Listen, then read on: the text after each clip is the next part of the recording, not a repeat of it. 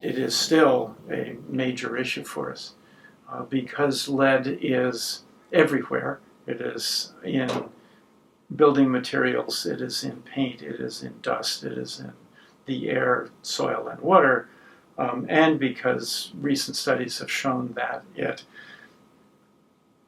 is poisonous at every possible level. So there is no safe lead level in anybody's body. We now want to make sure that everybody understands this and does their part in trying to eliminate lead as a hazard in their child's community, particularly because children are more susceptible to the damage that can be done by lead. And that this is something which everybody has an opportunity to act on. We know that it affects children's ability to gain language. We know that lead poisoning can affect attention and learning and IQ, a variety of different things which are very hard to assess what is the causative agent for problems in these things, because there are so many of them. But lead is one of many. So we need to pay attention to the lead that is quite possibly in our houses, in our water, in our churches, in our daycares, in our schools.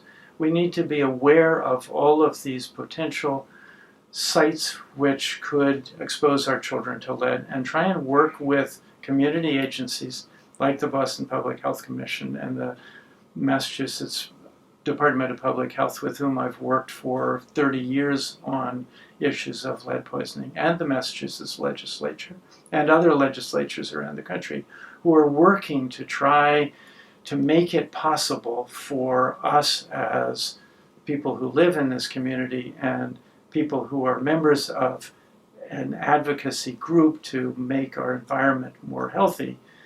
We can actually work to help get the lead out of each of these sites, keep it away from our children's bodies, their air, their food, their water, their hands, their backyards, and their churches and schools and daycares. You can help that as a member of this community by advocating to make sure that the water is safe, the houses are safe, that you're very careful, for instance, when you renovate an old house, because that stirs up the dust that has lead in it.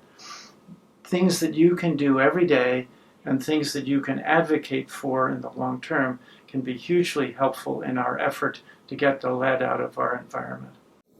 I think we all worry that lead is not only in our community but in our bodies, and it can affect all sorts of different activities, most importantly, growth, education, success in life.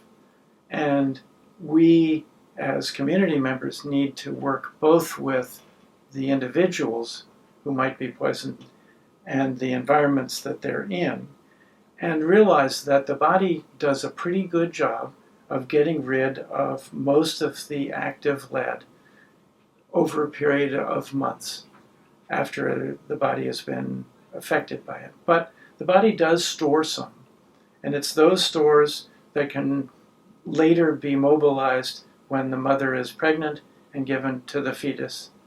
So that's the mechanism by which one generation can pass lead on to the next.